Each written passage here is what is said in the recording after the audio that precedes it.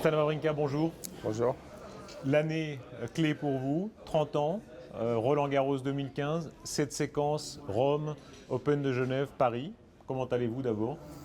Très bien, très bien. Un peu fatigué forcément, on arrive un peu à la fin de la saison de terre battue, mais très bien, je suis content de pouvoir jouer pour la première fois ici à Genève.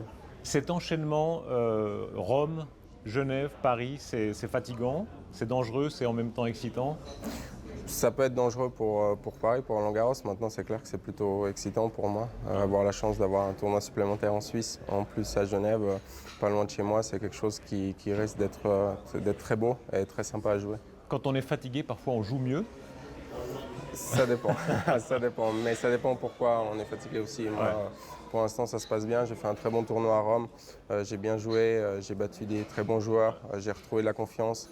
Et ça, c'est clair que ça aide pour les tournois. Vaincre Nadal sur terre battue, ça fait du bien. Je vois votre regard qui pétille là. Oui, parce que ça reste quelque chose d'exceptionnel pour moi. Nadal, je l'avais battu qu'une fois, c'était en finale de l'Open d'Australie. En plus, on sait, il s'était blessé pendant le match. Et voilà, sur terre, j'ai jamais eu la chance de pouvoir le battre. Là, j'ai fait un de mes tout meilleurs matchs sur cette surface. Là, vous l'avez vraiment vaincu à la loyale, hein, c'est ça que vous voulez dire? C'est pas ça que j'ai dit sur l'Open d'Australie. Non, mais disons que c'est clair que c'était différent. C'était aussi très important pour moi de voir que j'étais capable de le jouer sur terre battue et de le battre sur terre battue. La dictature des quatre grands, Federer, Djokovic, Nadal, Murray, ça peut être fini. Pas encore, pas encore. Je pense qu'ils sont encore présents, ils sont encore là. On le voit de toute façon, tous ces gros tournois, depuis plus de 10 ans maintenant, c'est eux qui les gagnent. Alors la différence peut-être que depuis 1 ou 2 ans, c'est qu'ils ne sont plus les quatre tout le temps en forme au même moment. Il y a des maillons faibles hein, par moment. Par moment, oui, on l'a vu l'année passée, Murray avait plus de mal. Il y a 2 ans, c'était Roger qui avait un petit peu plus de mal. Donc ça dépend un peu des périodes. Est-ce que vous pouvez retrouver l'état d'esprit de Melbourne, ce moment de grâce?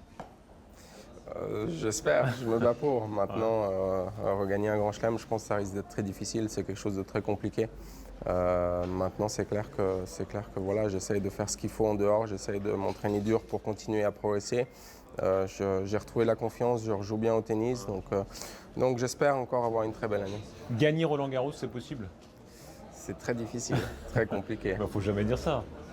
C'est la réalité. C'est la réalité, tout simplement. C'est clair que je sais qu'avec moi, tout est possible, comme perdre au premier tour, comme l'année passée. Mais voilà, j'y vais pas par pas, match par match. C'est des banalités pour les journalistes, mais c'est la réalité du terrain. Roland-Garros, pour vous, c'est un rendez-vous particulier. Hein. C'est francophone, c'est proche. C'était votre enfance déjà. Oui, Roland-Garros, ça a toujours été particulier. Forcément, c'est le tournoi du Grand Chelem où je passais mes après-midi à regarder tous les matchs. C'est la proximité, c'est à côté c'est pas loin de la maison. C'est clair qu'en plus, j'ai gagné chez les juniors. C'est quelque chose, ça reste un souvenir différent. Ouais. L'odeur de Roland-Garros, les petits bonheurs de Roland-Garros, c'est quoi? Bon, quand on commence le tennis, quand on est jeune, on rêve des grands chelems, de pouvoir jouer dans les grands chelems. Et forcément, en tant que Suisse roman, Roland-Garros, pour moi, ça a toujours été le tournoi qui sortait un petit peu. J'ai grandi sur terre battue en plus, donc c'est vraiment le petit tournoi que j'adore. Des milliers de gens se rappellent hein, leurs examens, passés à peu près à l'époque des examens de collège ou d'apprentissage, etc.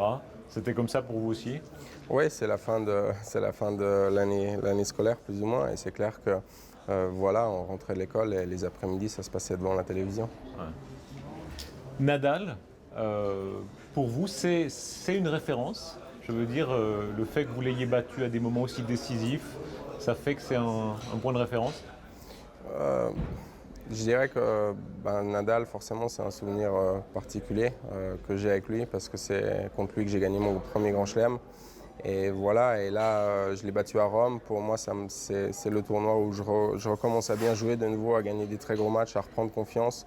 Donc j'espère vraiment continuer dans cette direction. Quels sont vos rapports entre joueurs? Vous savez que dans le public, souvent, on a de la peine à comprendre ça. Vous êtes rivaux, c'est un sport individuel.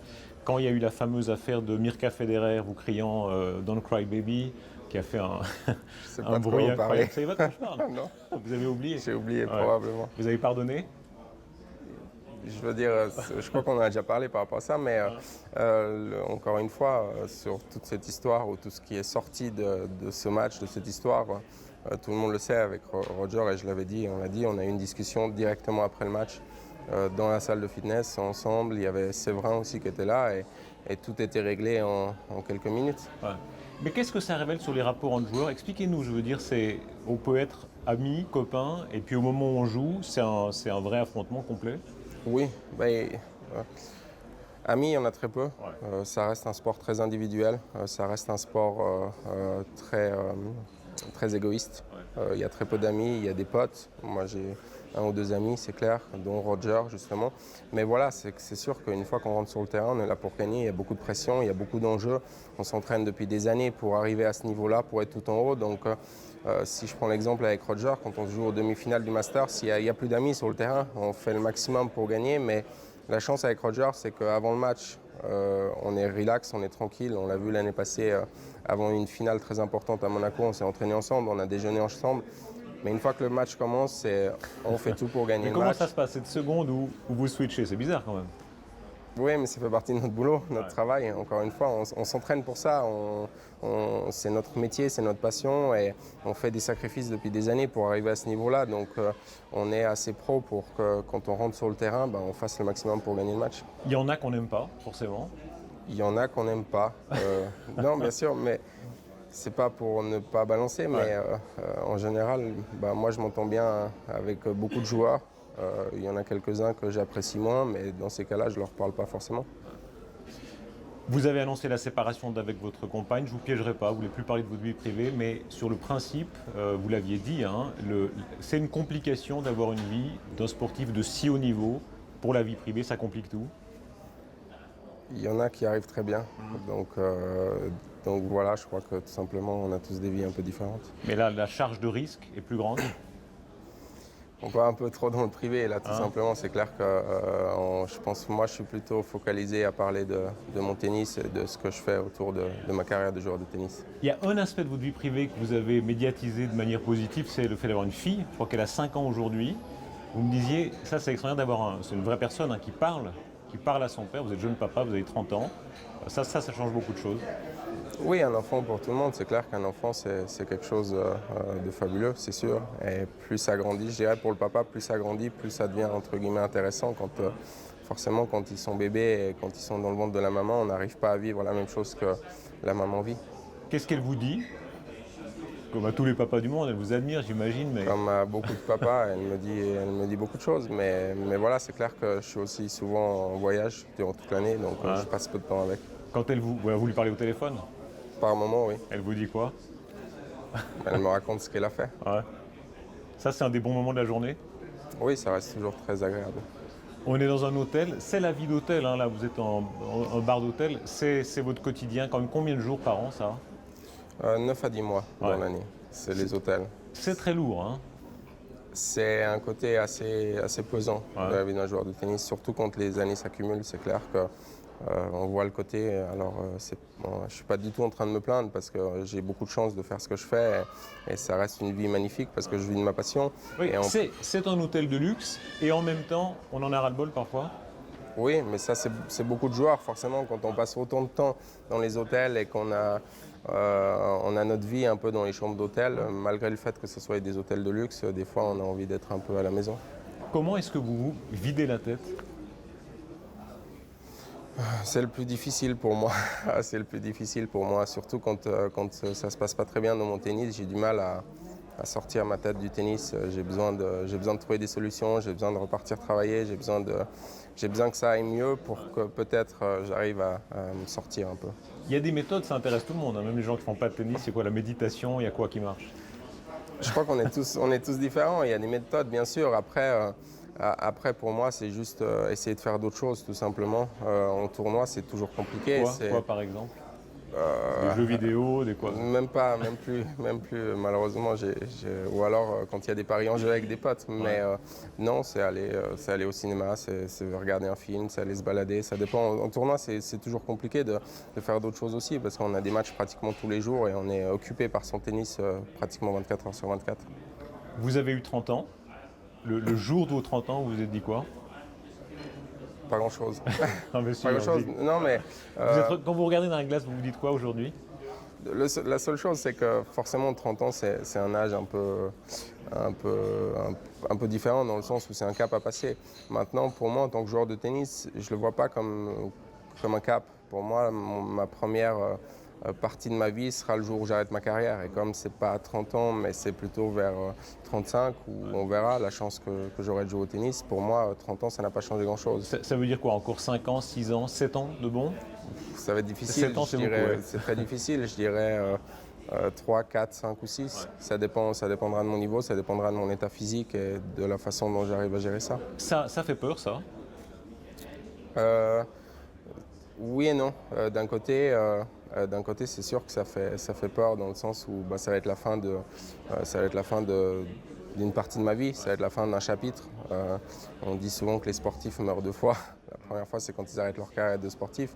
Maintenant, d'un autre côté, en même temps, je me réjouis. Je me réjouis de pouvoir faire d'autres choses, je me réjouis de pouvoir découvrir d'autres choses et d'avoir d'autres challenges. C'est vrai? Il y a des matins où vous dites, ah, si je pouvais être libre. Non, pas comme ça. Mais comme je sais que ça va arriver un jour, et je sais que le jour où j'arrête, je serai encore très jeune pour faire plein d'autres choses. Je me dis, tiens, j'aurai la chance de pouvoir faire beaucoup d'autres choses. Mais non, je veux dire, aujourd'hui encore, je me réjouis pratiquement chaque jour de ce que je fais, du métier que je fais et de la chance que j'ai de jouer au tennis. Quoi qu'il arrive, vous avez déjà été numéro 3. C'est une des chances inouïes pour un joueur. Le grand succès, c'est comment? Le grand succès, Ouais. c'est-à-dire? Ce moment-là, quel souvenir vous avez maintenant de... Bon, pour moi, honnêtement, c'était presque inespéré d'arriver à ce niveau-là, de gagner autant. C'est clair que quand on est encore dans la carrière, c'est surtout dans le tennis où chaque semaine ça avance. Même quand on gagne un tournoi, 2 jours après, on est déjà sur un nouveau tournoi. Donc on a déjà dû mettre de côté ce qu'on a fait de bien, en fait, de positif. C'est difficile de revenir sur sa carrière et de dire ça a été incroyable. Le peu de fois où je le fais, je me dis, quand je regarde ma carrière, je me dis honnêtement que c'est inespéré, 2, c'est juste incroyable tout ce que j'ai réussi à faire pour moi, sachant d'où je suis parti et des objectifs que j'avais. Et en fait, je regarde, j'ai gagné tout ce qu'un joueur de tennis pouvait gagner. Et ça je me dis, ça c'est assez hallucinant. On dit que quand on a un tel succès, on se trouve beau, par exemple. Vous vous êtes trouvé beau? Non, Vous vous trouvez jamais beau? pas souvent, non. Ah, quand est-ce que vous vous trouvez beau alors? Jamais. Quand vous regardez dans la Pas glace. vraiment. Ça, il y a Ouais. des gens qui disent qu'il faut se regarder dans la glace, il faut dire ah t'es pas mal, etc. pour faire de C'est vrai. l'autosuggestion. Faites pas ça. Moi, j'aime pas ça. Ouais. Non, moi, je me réveille, je prends mon café, ça me suffit. Vous êtes vraiment modeste? Oui. Ouais. Enfin, je pense, il faudrait demander aux personnes autour de moi. Oui, parce que, en tout cas, dans mon métier, c'est le cas. Parce que c'est clair que quand je dis que j'ai jamais rêvé de gagner un grand chelem, c'est la réalité. Je me suis jamais vu aller aussi loin, aller assez haut. Après, j'ai envie de dire, ce qui est particulier pour moi dans mon métier, c'est que les fois où j'ai réussi des gros tournois, où j'ai gagné, la satisfaction n'était pas aussi grande que ce que j'espérais avant. Pourquoi?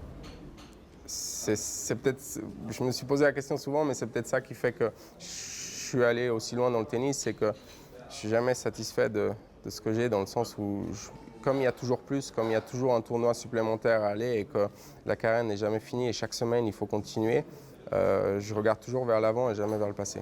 On a toujours peur de tomber. Hein. C'est un métier où c'est jamais gagné. Oui, totalement, totalement. Et ça c'est la réalité du terrain, ça c'est clair. Dès qu'on fait un peu des erreurs en dehors, dans la préparation, ou dès qu'on se laisse un peu aller, les résultats sont plus là. En 2 ans, vous avez changé de dimension. Hein. Le regard des autres, le regard des femmes, vous l'avez senti changer? Oui, le regard des autres, forcément. Dans le tennis, quand moi, je suis arrivé en 2 ans, je suis rentré dans le top 10. J'ai fait ma première demi-finale en Grand Chelem. J'ai gagné mon premier Grand Chelem. Et gagner un Grand Chelem, ça reste faire partie de l'histoire du tennis, tout simplement. Surtout quand on voit les joueurs qui ont gagné les Grands Chelems ces 10 dernières années. Il y en a 4, 5, avec Del Potro qu'on a gagné un et Cilic un l'année passée en plus. Donc c'est clair que ça restait quelque chose d'exceptionnel dans le monde du tennis et ça a changé beaucoup de choses dans le monde du tennis. Le désir des femmes, le fait que vous soyez une machine commerciale, plus que dans le passé, tout ça change. Hein. Oui, en tout cas, tout change dans ma vie professionnelle, c'est clair. C'est clair que l'image pour les tournois, l'image qu'ils utilisent de moi pour faire la publicité sur les tournois et ce qu'ils attendent de moi quand j'arrive sur les tournois ou des sponsors, c'est clair qu'il y a beaucoup plus de choses.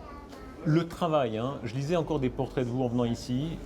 C'est évidemment très frappant, c'est à quel point tous les portraits qu'on fait de vous, on dit que vous êtes voilà, le Suisse idéal parce que travail, en numéro un. Ça, vous avez eu toujours ça en vous, toujours. Oui, et j'ai eu besoin de ça. C'est grâce à ça si j'en suis là, en fait, tout simplement.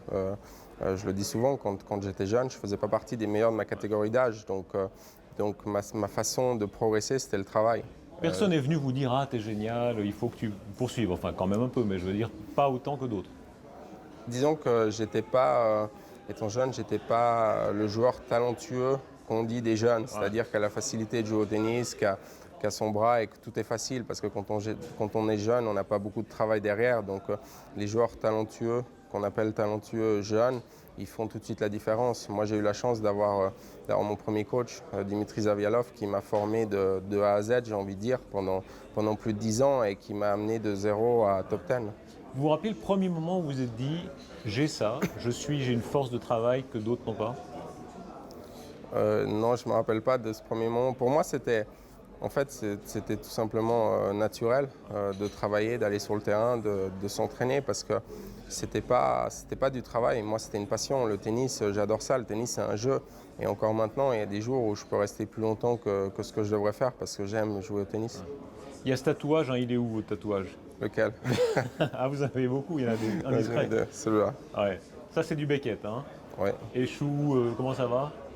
Essaye, réessaye. Réessaye, il faut toujours se relever tout simplement et c'est ce qui se passe dans le tennis tout simplement. Je veux dire, quand je regarde ma carrière, ça fait plus de 10 ans que je suis là et si on veut les semaines où j'ai fini en tant que vainqueur de tournoi, il y en a très peu sur tout ce que j'ai joué. Au jeu des citations, vous connaissez « Le talent est une longue patience ». Oui, je connais aussi. Flaubert, c'est pas mal aussi. C'est pas mal. C'est assez vous, hein? Après, je pense qu'on a... Parce que voilà, maintenant, une fois que je suis arrivé aussi haut, quand je dis que j'étais pas talentueux jeune, il y en a qui m'ont un peu sauté dessus en disant « Mais comment tu peux dire ça ?» Après, pour moi, il y a plusieurs sortes de talents. Mon talent, c'était le travail. Mon talent, c'était la facilité d'aller travailler. Il y a des moments dans les matchs où dans la tête, vous vous dites « C'est presque foutu, mais vous attaquez quand même. Hein » Oui, ça arrive souvent, mais c'est important, c'est Ouais. important. En tout cas, c'est ce qui fait une de mes forces quand ça se passe bien. J'ai eu des périodes un peu plus difficiles où je lâchais mentalement mes matchs, où je laissais aller. Et je sais que quand je me bats jusqu'au bout, quand je continue à essayer de me battre et de chercher le match, on peut faire tourner les matchs. On disait tout à l'heure, renverser la dictature des quatre grands, hein, Federer, Djokovic, Murray et Nadal. Vous y croyez encore, vous? C'est possible? Non, Pourquoi non? parce Ce ne sera pas vous? Non, parce qu'encore une fois, c'est la réalité des chiffres, c'est la réalité de ce qu'ils ont fait pendant plus de 10 ans. Donc, même l'année passée, quand je suis monté 3e mondial, je faisais pas partie de leur groupe. Pour moi, le Big Four, c'est le Big Four, peu importe leur classement. Quand Nadal est 7e, 8e, il fait partie des meilleurs joueurs au monde. Ils ont tout gagné pendant 10 ans. Donc, en fait, je pense que pour l'instant, personne ne pourra arriver à leur niveau. Ça veut dire que ce sera d'autres après vous? Ça sera d'autres, forcément. Vous les voyez dans les tournois, les jeunes qui montent? Oui, il y en a quelques-uns. Ouais. Il y en a quelques-uns. Après, c'est toujours la question. Ils sont jeunes et la question est de savoir lequel va être tout en haut le plus longtemps possible. Quand on voit aussi Nadal, Federer, Djokovic, à 19 ans, ils gagnaient déjà tout. Ils étaient déjà tout en haut. 19, 20, ils gagnaient les grands chelems, ils étaient déjà numéro 1. Et maintenant, ils sont toujours là. Ils sont toujours tout en haut. Et les jeunes qui commencent à percer, ils ont 20 ans, mais ils sont top 100. À 20 ans et à 24 ans, ils sont top 10, donc ça arrive beaucoup plus tard. Il y a une différence, comme en musique, vous savez, on dit toujours Mozart et Salieri, simplement le talent, très grand talent, mais les vrais génies. Vous vous êtes posé la question, vous, si vous êtes un grand talent ou un génie, c'est une chose qui vous préoccupe? Pas du tout, moi je suis juste un joueur de tennis tout simplement. Non mais c'est vrai, je joue au tennis. C'est des vies hors normes quand même que vous avez. C'est des vies extrêmes, c'est des vies extrêmes. Je suis un joueur de tennis, j'essaie de faire le mieux possible sur le terrain, j'essaie d'aller le plus haut possible. Je suis un très bon joueur de tennis parce que c'est le classement qui fait ça. et j'ai réussi à faire très belles choses dans mon métier, mais pour moi, ça va pas plus loin. C'est juste une vie extrême de sportif d'élite. On est ici en Suisse, cet entretien est tourné en Suisse. Jouer en Suisse, c'est particulier. Vous dites des choses très élogieuses sur l'organisation en Suisse. Ça reste particulier la Suisse, on garde un petit plus. En tout cas, oui, sur les tournois qu'on a en Suisse, on le voit, en tout cas la différence est là. Et je ne le dis pas parce que je suis suisse, je le dis parce que je pense qu'on peut demander à tous les joueurs qui jouent les tournois en Suisse, ils vont le dire. Et pour toutes les catégories, que ce soit Bâle, un 500, que ce soit Gstaad, que ce soit Genève, ici un 250, que ce soit les catégories en dessous des challengers qui ont toujours gagné les prix des meilleures organisations, oui, c'est clair qu'il y a un petit niveau supérieur. Vous faites le tour du monde sans arrêt. Le goût de la Suisse, c'est quoi? Alors, pour moi, le goût de la Suisse, c'est le calme. Ouais. Le calme, tout simplement. Aussi, la verdure. On a la chance d'avoir beaucoup d'espace, en tout cas dans la région où je vis, et l'air est différent. Dans les questions qui reviennent sur vous dans le public, alors il y a Mini People, hein, la petite bande dessinée de Berchi, qui a beaucoup contribué encore à votre cote d'amour. Vous l'appréciez? Oui, j'aime beaucoup. Et c'est vrai qu'en fait, quand il a commencé à faire un tout petit peu au tennis, moi j'aime beaucoup ce côté un peu rigolo, comique, mais je veux dire, il fait des choses, des gags sur moi en fait, qui sont pas forcément toujours sympas, mais qui me plaisent beaucoup. Et ce second degré, ça me plaît bien. Il y a ce short bizarre que vous portez, hein, à carreaux. Il Le est maillot affreux, de bain. non? C'est un maillot de bain. Alors on dit maillot de bain pyjama, j'ai entendu aussi. Ben, c'est le 3 en 1. Je vais me baigner, je vais au tennis et après je vais dormir avec. Vous en avez plusieurs comme ça? Euh, C'est un gag, c'est une... faut demander à mon équipier. On l'a vu cette année, les marques osent beaucoup plus. Ouais. Pas toujours dans le bien et pas toujours dans le bon goût, mais les marques, et pas seulement mon équipier, ils osent beaucoup plus et ils cherchent beaucoup plus. Alors dans le tennis, ça choque un petit peu parce qu'on a plutôt l'habitude d'avoir des belles choses assez simples. Mais voilà, ça fait partie de, ça fait partie Donc de vous la vie l'aimez d'un bien ce joueur. short? Ça fait partie de la vie d'un joueur de tennis. Vous êtes obligé de le porter? Pour une certaine période, oui, ça fait Ouais. partie de la tenue que je porte sur certains tournois, dont Roland-Garros. Mais vous vous réjouissez de l'enlever? Wimbledon, tout est en blanc, donc je ne sais pas ce que je préfère. Pourquoi Stan et plus Stanislas? C'est plus simple, c'est plus court. De toute façon, tout le monde m'appelle Stan. Sur les tournois, on m'appelle Stan. Et pour les tableaux d'affichage, c'est aussi beaucoup plus court. 30 ans après, vous ferez quoi? Quand vous disiez mon autre vie, vous avez une idée quand même? J'ai beaucoup d'idées que Ouais. je garde pour moi. Ouais. J'ai beaucoup d'idées, j'ai envie de faire beaucoup de choses. Maintenant, j'espère pouvoir réaliser quelque chose. Vous voyez comment quand vous aurez le double à 60 ans? J'espère toujours en Suisse. Ouais. J'espère en bonne santé, en bonne forme. Il y a l'exemple de votre père, hein, qui parle souvent de vous. Quand vous le voyez, il y a une projection. On a une vie un peu différente, hein, Ouais. tout simplement. C'est clair qu'on a une vie différente. J'ai eu la chance de grandir à la campagne avec mes parents qui avaient une ferme. Mais c'est clair, j'ai toujours, étant jeune, aimé travailler avec mon père. Saint-Henrica, Roland Garros. Comment on dit bonne chance chez vos copains? On dit merde, on dit bonne chance. On dit un peu de tout. Bonne Ouais. chance, ça va très bien. Bonne chance, ça va très bien. À la fin, premièrement, je ne suis pas superstitieux, donc je peux répondre même si on dit merde. Mais voilà, après, on essaie de faire le maximum. C'est une nouvelle année qui commence. La part de chance, la part de travail, la part de hasard, c'est quoi dans un tournoi comme Roland Garros? C'est la part de travail qui compte le plus. Je pense aussi toujours qu'on provoque la chance. En travaillant, en faisant les bonnes choses, en prenant les bonnes décisions, on provoque la chance. Après, il y a des joueurs qui sont un peu plus chanceux que d'autres, mais il faut essayer de savoir pourquoi. Peut-être que tout simplement, ils ont fait les bonnes choses et que la chance arrive en même temps. Les politiciens disent parfois celui qui gagne une élection, c'est vraiment celui qui désire le plus fortement. Vous y croyez, vous? Ça vaut pour le tennis? Non. Non, parce que je pense qu'on a tous envie de gagner Roland-Garros. Je pense qu'on a tous envie de gagner Roland-Garros. Après, tout simplement, il y en a qui travaillent mieux que d'autres, il y en a qui gèrent mieux que d'autres la pression, il y en a qui gèrent mieux que d'autres les matchs, les 2 semaines d'un tournoi du Grand Chelem. Physiquement aussi, il y en a qui sont plus forts tennistiquement, physiquement. Et je pense que pour moi, le joueur de tennis, c'est un grand puzzle. Et il faut avoir toutes les pièces ensemble au bon moment pour arriver à décrocher un gros tournoi. Il y a beaucoup de fans de Stan Wawrinka aujourd'hui, plus qu'avant et peut-être plus intensément. Il y a une cote d'amitié, d'amour qui est forte autour de vous, hein. Qu'est-ce qui touche vraiment les gens qui vous demandent des selfies, des mots, etc. J'imagine que c'est parfois pesant et parfois émouvant. Quand c'est émouvant, c'est quoi? Bah, c'est les enfants surtout. Les enfants qui ont la banane, qui ont le sourire, Ouais. ça c'est toujours très agréable. Comme hier, je suis allé m'entraîner hier matin à Genève, au tournoi, et j'avais tous les ramasseurs de balles qui sont venus voir mon entraînement. Et j'ai demandé s'il y en avait un qui pouvait me rendre un service. Il y en a 15 qui ont dit oui, oui, oui. Et après, j'ai demandé s'ils pouvaient aller me chercher une raquette chez le cordeur. Et ils sont partis à 10, ils étaient à 10 à la portée, alors que la raquette, elle pèse 300 grammes. Et ça, c'est sympa de voir qu'ils étaient tout heureux et tout contents d'être là, de pouvoir m'aider, participer ou juste regarder tout simplement. Merci Stan Wawrinka. Merci Bonne à vous. chance. Merci beaucoup. À bientôt. Merci À beaucoup. bientôt. Merci.